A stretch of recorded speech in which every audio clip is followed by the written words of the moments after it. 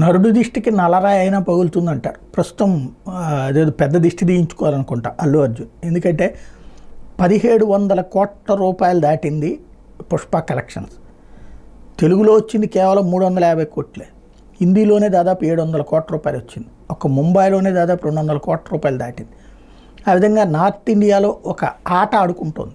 వాస్తవంగా అయితే రికార్డుల మీద రికార్డులు, గొప్పగా ఫోకస్ కావాలా, రోజు వార్తలు పాజిటివ్గా రావాలి. కానీ అతని దురదృష్టం కొద్దీ ఈ తొక్కేసలాట మరణం ఇది.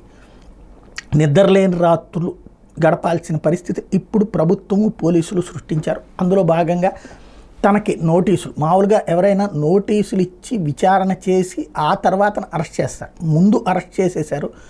అతను ముందస్తు అదే మధ్యంతర బెయిల్ తీసుకుని బయటకు వచ్చాడు కాబట్టి ఇప్పుడు విచారణ ప్రారంభించారు. ఇవాళ నుండి విచారిస్తారట. తద్వారా ప్రభుత్వము కక్ష సాధిస్తుందనాలా, పోలీసులు కక్ష సాధిస్తున్నారనాలా, లేదు ఇవన్నీ చట్టబద్ధంగా చేయాల్సిన పని అనాలా, ముందుది వెనకది ముందు జరుగుతుందనాలా. ఏది ఏమైనా రాత్రి పూట్లో కూడా చివరికి ఏం మాట్లాడాలి రెండో రోజున ప్రిపేర్ చేసుకునేటటువంటి వ్యవహారం ఉంటుంది. తద్వారా రాబోయేటటువంటి రోజుల్లో కూడా అల్లు అర్జున్ నరకం అనుభవించబోతున్నాడు సైకలాజికల్గా. అతనికి అండగా ఉండాల్సినటువంటి వాళ్ళు బాగా క్లోజ్ సర్కిల్ అయితే అండగానే ఉన్నారు. అదే సందర్భంలో ఇతరులు గాలికి వదిలేశారు అనే కంటే కూడా అతనికి తమ విలువేంటో తెలియాలని చూస్తున్న వాళ్ళు ఎక్కువయ్యారు.